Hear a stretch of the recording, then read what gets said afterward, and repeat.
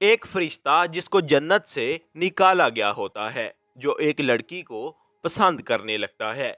ये दास्तां शुरू कुछ यूं होती है कि हजारों साल पहले इस यूनिवर्स में सिर्फ अंधेरा था।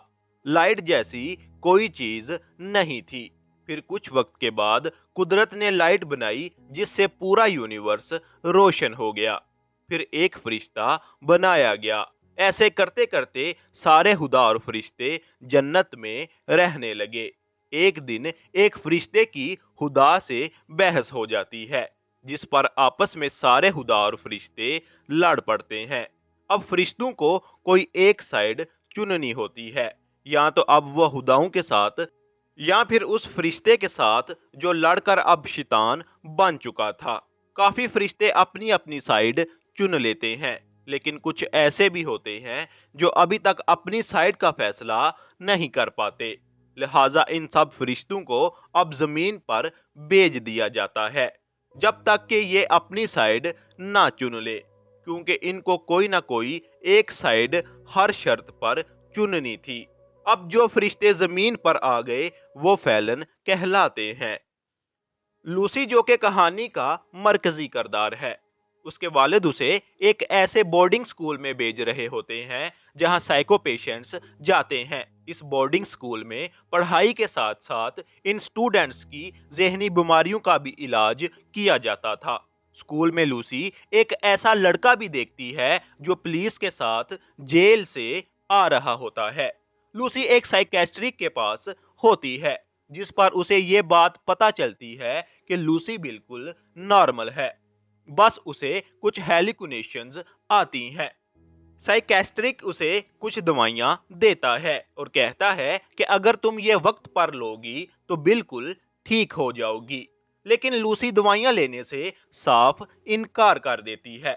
उसका मानना यह होता है कि ये हेलिकुनेशंस उसे किसी जहनी मर्ज की वजह से नहीं है। लूसी लाइब्रेरी में जाती है, जहां उसे एक लड़का डैनियल दिखाई देता है। डैनियल को इसने पहली बार इस जगह पर देखा होता है, लेकिन लूसी को ऐसा महसूस होता है कि वो पहले भी इसे कहीं मिल चुकी है। इससे पहले लूसी डैनियल से कोई बात करती, वो उठकर वहां से चला जाता है। दूसरी तरफ छोटे रंगीन बालों वाली औरत लूसी से लड़ने लग जाती है। लूसी बहुत हैरान होती है कि ये औरत मेरे बारे में सब कैसे जानती है, जिस पर वो जवाब देती है कि मैं तुम्हें अच्छी तरह से जानती हूँ, तुम एक कातिल हो। यहाँ पर लूसी को फिर से हेलिकुनेशंस आते हैं, जहाँ पर वो खुद को एक आग लगे घर में देखती है। यहाँ पर उस औरत से लूसी फिर से लड़ने लगती है। लूसी अब ग्राउंड में होती है। इस ग्राउंड में एक फरिश्ते का बना स्टैचू उस पर गिरने वाला था, जिसके गिरने से लूसी की मौत भी वाकया हो सकती थी। लेकिन डैनियल आकर फौरन इसे बचा लेता है। डैनियल को अपने ऊपर देखकर लूसी को फिर से हेलिकुनेशंस आते हैं। लूसी ये बात बिल्कुल नहीं समझ पाती कि उसे ऐसा क्यों होता है। डैनियल उसी औरत के साथ बैठा होता है जो लूसी से लड़ रही होती है। डैनियल लूसी को खिड़की से मुसलसल देख रहा होता है, जिस पर वो औरत कहती है कि तुम्हें उसकी तरह मुतवज्जा नहीं होना चाहिए, क्योंकि ये सब तुम्हारे लिए बहुत मुश्किलें खड़ी कर सकता है। दूसरी तरफ क्लास में लूसी अब बहुत हिम्मत करके डैनियल के सामने आ जाती है। लूसी डैनियल से सवाल जवाब करती है कि हम पहले भी कहीं मिल चुके हैं, जिस पर डैनियल उसे कहता है कि ऐसा कभी भी नहीं हुआ, अगर होता तो जरूर मुझे कहीं ना कहीं याद होता। वो ये कहता हुआ लूसी को इग्नोर करके वहां से चला जाता है। लूसी डैनियल के इस रवैये पर बहुत उदास होती है। वो बाहर आ रही होती है कि उसे कैम मिलता है, जो कि पुलिस के साथ जेल से आया था।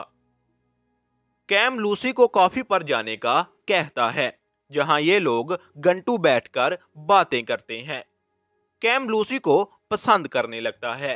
अब सभी स्टूडेंट्स एक्टिविटी क्लासरूम में होते हैं, जहां सब तलवारों से लड़ने की प्रैक्टिस कर रहे होते हैं। लूसी भी इसमें हिस्सा लेती है और लूसी के मुकाबले में वही लड़की होती है जिसके साथ उसकी लड़ाई हुई थी। ये लड़की बड़ी आसानी से लूसी को हरा देती है। अब लूसी का कंपटीशन डैनियल के साथ होता है। डैनियल के सामने ही उसे फिर से हेलिकुनेशंस स्टार्ट हो जाते हैं।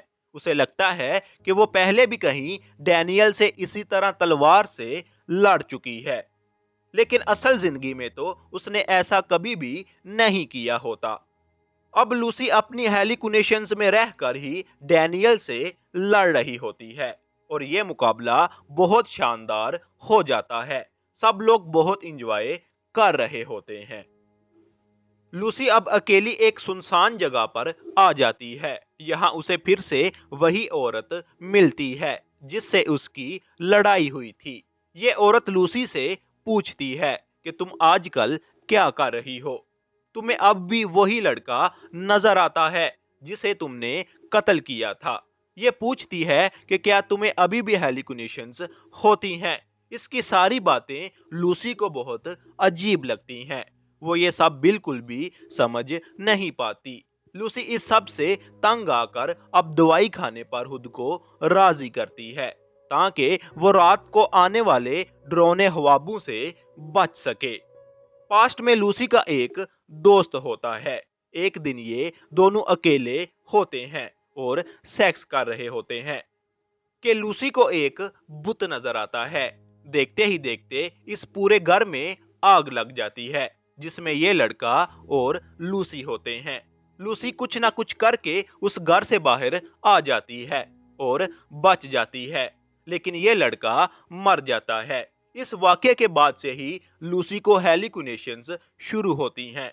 अब जब भी वो कोई बुत वगैरह देखती है तो वो डर जाती है।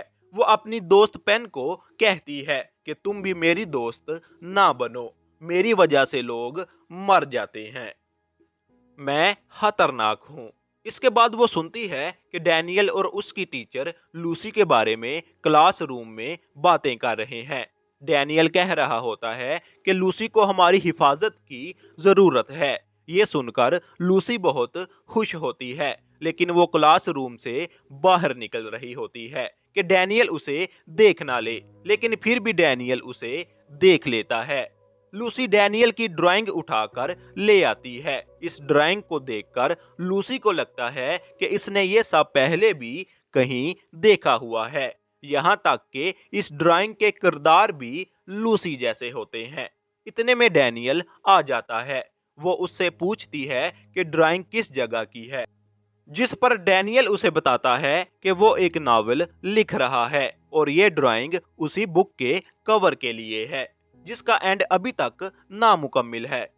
डैनियल उसे बताता है कि वो एक लड़का और लड़की की अजीब कहानी लिख रहा है जिसमें लड़का और लड़की मिलते हैं और अच्छे दोस्त बन जाते हैं, लेकिन जब भी लड़का और लड़की करीब आने लगते हैं तो लड़की मर जाती है और लड़की को अपना पहला प्यार पाने के लिए 17 साल इंतजार करना पड़ता है। वो लड़की दोबारा पैदा होती है। अब फिर से ये दोनों किसी न किसी तरह मिलते हैं और इनके करीब आने पर दोबारा लड़की की जान चली जाती है। डैनियल उसे बताता है कि एक साइकिल है जो चलता जा रहा है जिसमें लड़का कभी भी बूढ़ा नहीं होता और लड़की हमेशा करीब आने पर मर जाती है और 17 साल इंतजार के बाद दोबारा आती है और हर बार वो लड़का उस लड़की का 17 साल इंतजार करता है। लूसी को शक होता है कि डैनियल ये अपनी ही स्टोरी लिख रहा है। लूसी के पूछने पर डैनियल साफ मना कर देता है और कहता है कि काश मैं तुम्हें वो बात बता सकता जो तुम सुनना चाह रही हो। लूसी अपने रूम में बैठी होती है। आज के दिन उसका जन्मदिन होता है। कैम उसके पास केक लेकर आता है और उसे अपने साथ पार्टी में चलने का कहता है, जिसकी शर्त लूसी ये रखती है कि अगर वो पार्टी में जाएगी तो कैम उसे किए गए हर सवाल का जवाब देगा। ये दोनों पार्टी में मगन होते हैं। लूसी उससे अपने बारे में सवाल कर रही होती है, लेकिन कैम उसे कोई जवाब नहीं देता। इतने में डैनियल वहां आ जाता है और इन दोनों में जड़पा-जड़पी शुरू हो जाती है। ये दोनों आपस में फरिश्तों की बातें कर रहे होते हैं जो किसी को समझ नहीं आती। ये सब देखकर लूसी घबरा जाती है और वहां से निकल पड़ती है। अब पार्टी से निकलने पर रास्ते में उसे बहुत ज्यादा विजन्स आ रहे होते हैं और ये सब बहुत ज्यादा रियलिस्टिक होते हैं, जैसे असली में उसके सामने सब कुछ हो रहा हो। वो ये सब समझ नहीं पा रही होती, लेकिन उसे ये बात मालूम हो जाती है कि कहीं ना कहीं ये सब डैनियल से जुड़ा हुआ है। अब लूसी अपनी दोस्त पेन के पास आती है जो कंप्यूटर में माहिर होती है। ये लोग डैनियल की पिक्चर लेकर एक ऐसे सॉफ्टवेयर में डालते हैं जहां से वो उसके बारे में सब कुछ निकाल सकते हैं। पिक्चर डालने पर उन्हें ये बात पता चलती है कि डैनियल की ये पिक्चर सदियों पुरानी है। ये लोग देखकर हैरान हो जाते हैं कि डैनियल की इतनी पुरानी पिक्चर है और डैनियल अब तक वैसे का वैसा ही है। इसके मुंह पर अब तक कोई झुर्रियां वगैरह नहीं है। वो लोग मजीद इसके बारे में जानने के लिए कोशिश करते हैं, जहां उन्हें डैनियल और लूसी की सदियों पुरानी तस्वीर मिलती है। लूसी को वहां शैडो नजर आ जाते हैं और जिस जगह वो बैठकर डैनियल के बारे में सब कुछ निकाल रहे थे वहां लाइब्रेरी में आग लग जाती है। यहाँ पर वो लड़का मर जाता है जो कि इनकी मदद कर रहा था। अब लूसी की दोस्त को हॉस्पिटल मुंतकिल कर दिया जाता है। ये खुद को उस लड़के की मौत का जिम्मेदार समझने लग जाती है। डैनियल दूसरी बिल्डिंग से लूसी पर नजर रखे होता है। लूसी ये देख लेती है और डैनियल के पास चली जाती है। वो उससे सवाल जवाब करती है कि तुम मुझे बताओ या ना बताओ, लेकिन मुझे पता चल गया है कि जो स्टोरी तुमने नॉवल में लिखी है वो मैं और तुम ही हैं। वो इस सब से तंग आ जाती है और बैल्कोनी से कूद पड़ती है। यहाँ अचानक डैनियल अपने बहुत ही खूबसूरत पर फैलाए हवा में आकर उसे बचा लेता है। यहाँ ये बात सामने आती है कि डैनियल वही फैलन फरिश्ता होता है जिसने ना खुदा की साइड चुनी थी और ना ही उस डेमन वाले फरिश्ते की, और उसने इंसानों के प्यार को चुना था। और डैनियल सदियों से लूसी को पसंद कर रहा होता है और वो नावल की स्टोरी भी डैनियल ने अपनी ही बताई हुई थी। यहाँ पर लूसी को फिर से सारे बुत वगैरह नजर आने लगते हैं, लेकिन इस बार वो डरती नहीं है क्योंकि उसके साथ डैनियल होता है और ये लूसी को कहता है कि तुम्हें डरने की बिल्कुल भी जरूरत नहीं है। डैनियल उसके दिल पर हाथ रख के वो शैडो दिखाता है जो लूसी ने कभी टच करके नहीं देखे थे। ये शैडो लूसी को उसके पास्ट के बारे में सब बता देते हैं। अब यहाँ लूसी और डैनियल फिर करीब आ गए थे और लूसी मर सकती थी, लेकिन डैनियल को यकीन होता है कि इस बार लूसी नहीं मरेगी क्योंकि उसने लूसी की आंखों में कुछ अलग सा नोटिस किया होता है। यहाँ पर कैम भी आ जाता है और लूसी को डराने लगता है कि अगर तुम डैनियल के करीब आई तो तुम मर जाओगी। कैम कहता है कि तुम डैनियल को छोड़ दो और मेरे साथ चलो, लेकिन लूसी उसकी बात नहीं मानती और डैनियल और लूसी आपस में प्यार करने लगते हैं। और इस दफा लूसी को कुछ नहीं होता, यानी कि उनका साइकिल टूट गया था। और इनका साइकिल टूटने पर दूसरे सारे फरिश्ते डर जाते हैं। यहाँ ये बात सामने आती है कि जब डैनियल और लूसी का साइकिल टूटना था, जो बाकी सारे फरिश्ते थे जो डैनियल के साथ थे, जिनमें कैम भी शामिल था, इन सब से बदला लेने के लिए लूसीफर ने गुस्से में आकर जमीन पर आना था। डैनियल लूसी को एक सेफ जगह पर ले जाना चाहता है। दूसरी तरफ कैम को अपनी हार देखकर बहुत गुस्सा आता है क्योंकि लूसी ने कैम को छोड़कर डैनियल को चुना होता है। ये आपस में लड़ने लगते हैं और इनकी लड़ाई की वजह से तूफान भी आ जाता है। दूसरी तरफ टीचर लूसी को बता रही होती है कि डैनियल अब लूसी की वजह से कभी भी जन्नत में नहीं जा सकता क्योंकि वो ये नहीं जानती थी कि लूसी और डैनियल का साइकिल अब टूट चुका है। वो लूसी की दोस्त को मारकर लूसी तक पहुंचती है, क्योंकि वो ये समझती है कि लूसी को खत्म करके सब ठीक हो जाएगा और डैनियल उनके साथ जन्नत में चला जाएगा। इससे पहले कि वो लूसी को कोई नुकसान पहुंचाती, डैनियल वहां पहुंच जाता है और लूसी को बचा लेता है। अब टीचर भी यहाँ से गायब हो जाती है। डैनियल और लूसी अब एक हो जाते हैं। यहाँ लूसी भी डैनियल से इजहार मोहब्बत करती है और अब ये उसको अपने परों पर बिठाकर जन्नत की तरफ ले जाता है।